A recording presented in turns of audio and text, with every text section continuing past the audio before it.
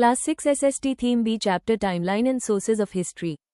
कभी सोचा है हमें हजारों साल पुरानी कहानियां आखिर पता कैसे चलती हैं? उस टाइम की बातें जब लोगों को लिखना भी नहीं आता था, वो आज हम तक आई कैसे? तो चलिए आज इसी मिस्ट्री को सॉल्व करते हैं। Let's start our investigation. हमारी जांच शुरू करते हैं। आज ना हम सब बनने वाले हैं हिस्टोरिकल डिटेक्टिव्स, मतलब इतिहास के जासूस, और हम सब मिलके पास्ट के यानी अतीत के कुछ छुपे हुए सीक्रेट्स को अनकवर करेंगे।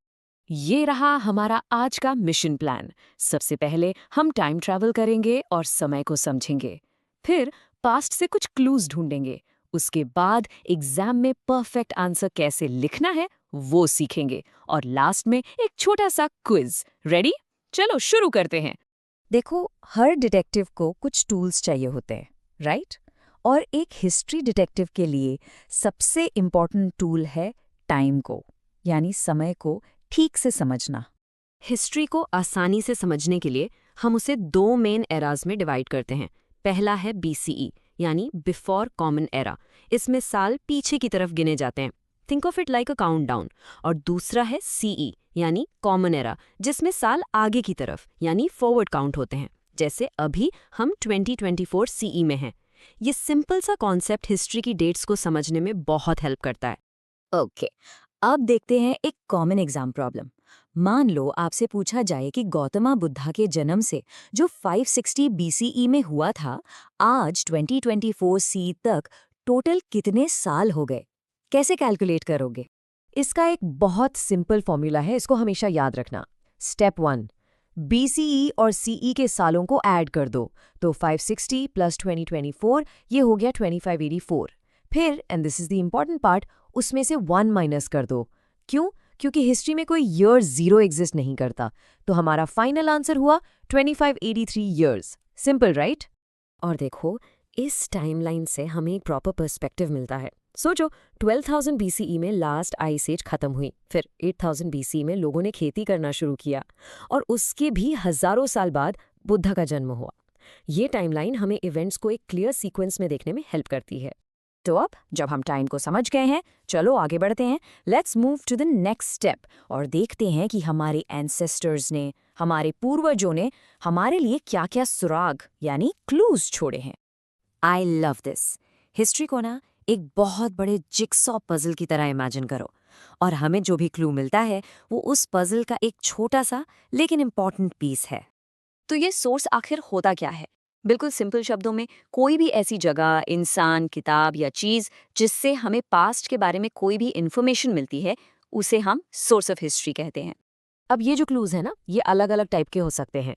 इस चार्ट में आप देख सकते हैं, जैसे आर्कियोलॉजिकल, लिटरेरी, आर्टिस्टिक और ओरल। लेकिन हमारी स्टडी के लिए और एग्जाम्स के लिए दो सबसे इंपॉर्टेंट है, आर्कियोलॉजिकल और लिटरेरी सोर्सेज। चलिए इन्हें थोड़ा डिटेल में समझते हैं। सबसे पहले आते हैं आर्कियोलॉजिकल सोर्सेज। ये है फिजिकल क्लूज, मतलब वो चीजें जिन्हें हम एक्चुअली छू सकते हैं, जो जमीन के नीचे से खुदाई करके निकाली जाती हैं। जस्ट इमेजिन, हजारों साल पुराना एक मिट्टी का खिलौना या एक सिक्का, ये हमें उस टाइम के लोगों की लाइफ के बारे में कितना कुछ बता सकता है। और दूसरी टाइप के क्लूज हैं लिटरेरी सोर्सेज, यानी कि रिटन रिकॉर्ड्स, यानी कि उस समय के लोगों ने जो लिखा है वो सब, जैसे कि पुरानी हाथ से लिखी हुई किताबें जिनको मैन्युस्क्रिप्ट्स कहते हैं, या फिर पोएम्स, या फिर किसी फॉरेन ट्रैवलर ने जो यहाँ आकर देखा और उसके बारे में लिखा। ये सब लिटरेरी सोर्सेज हैं। Okay, so you've gathered your clues, you've understood the types. अब आते हैं सबसे इम्पॉर्टेंट पार्ट पर, खासकर आपके एग्जाम्स के लिए। एक परफेक्ट आंसर आखिर लिखना कैसे है? सोचो आप एग्जाम दे रहे हो और ये 5 मार्क्स का क्वेश्चन आ गया। अब सिर्फ चीज़ों की लिस्ट बना देने से काम नहीं चलेगा, हमें अपने आंसर को ठीक से स्ट्रक्चर करना होगा। एक परफेक्ट 5 पॉइंट आंसर के लिए इस स्ट्रक्चर को फॉलो करो। स्टेप 1, सबसे पहले सोर्स ऑफ हिस्ट्री को डिफाइन करो। स्टेप 2, फिर 2 मेन टाइप्स के नाम बताओ, आर्कियोलॉजिकल और लिटरेरी। स्टेप 3, आर्कियोलॉजिकल सोर्सेज को एक्सप्लेन करो। और स्टेप 4 में उसका एक एग्जाम्पल दे दो, जैसे कि कॉइन्स। फाइनली स्टेप 5 में लिटरेरी सोर्सेज को ब्रीफली एक्सप्लेन करके उसका एग्जाम्पल दो, जैसे मैन्युस्क्रिप्ट्स, और कंक्लूड करो। ट्रस्ट मी, अगर आप पॉइंट्स में इस तरह आंसर लिखोगे, you will definitely score good marks. चलिए अपनी आज की इन्वेस्टिगेशन का एक क्विक रीकैप करते हैं और देखते हैं कि हमने क्या क्या सीखा। Time to test your detective skills. ये है हमारी पूरी डिस्कशन के सबसे इम्पोर्टेंट पॉइंट्स। 1. हिस्ट्री एक इन्वेस्टिगेशन है। 2. टाइम को हम BCE और CE में मेजर करते हैं। 3. सोर्सेज हमारे क्लूज हैं, मेनली आर्कियोलॉजिकल और लिटरेरी। और 4. आंसर्स को स्ट्रक्चर करना हाई मार्क्स के लिए की है। Okay, first question for you. इनमें से कौन सा एक आर्कियोलॉजिकल सोर्स का एग्जाम्पल है? थोड़ा सोचो। आर्कियोलॉजिकल सोर्स मतलब फिजिकल क्लू जिसे हम डिग अप कर सकते हैं। तो क्या होगा answer? Time for some calculation. याद है ना वो सिंपल फॉर्मूला जो हमने सीखा था? दोनों सालों को ऐड करना है और फिर वो एक इम्पॉर्टेंट स्टेप क्या था?